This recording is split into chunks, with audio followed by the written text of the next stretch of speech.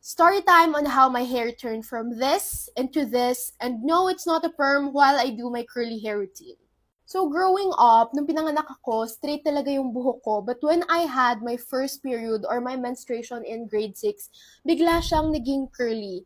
And this sudden change, I didn't know how to deal with it. Kasi nga, pinanganak ako all my life, straight hair. And when my hair suddenly turned into curls, hindi ko siya alam kung paano i-manage. And I've been called bruha or like buhaghag yung hair because hindi ko nga alam kung paano siya i-manage all this time.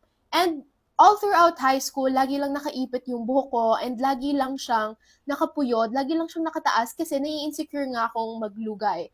But when I started researching about curly hair, about like how to take care of your curls, kasi I learned that it was because of hormonal changes in puberty, and it's really normal for your hair texture or your hair pattern to change as you grow older or like as you go through life.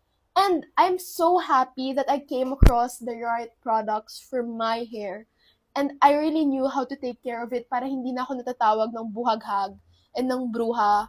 Because, it's really important for us to be able to take care of our curly hair. And I've been a user of this ever since I started my curly hair journey. This is our leave-in conditioner, and it's just so good. It's really a holy grail for me as a curly that started out their curly hair journey. And like the common misconception kasi sa mga kulot is that we need a lot of products in order to take care of our hair.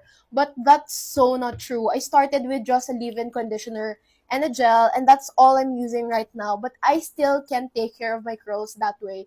It doesn't have to be expensive. It doesn't have to be like a 10-step routine for you to take care of your hair. You just have to really use the right products. And okay lang kahit affordable, okay lang kahit hindi siya marami, as long as you love your curls and as long as you're embracing who you are right now.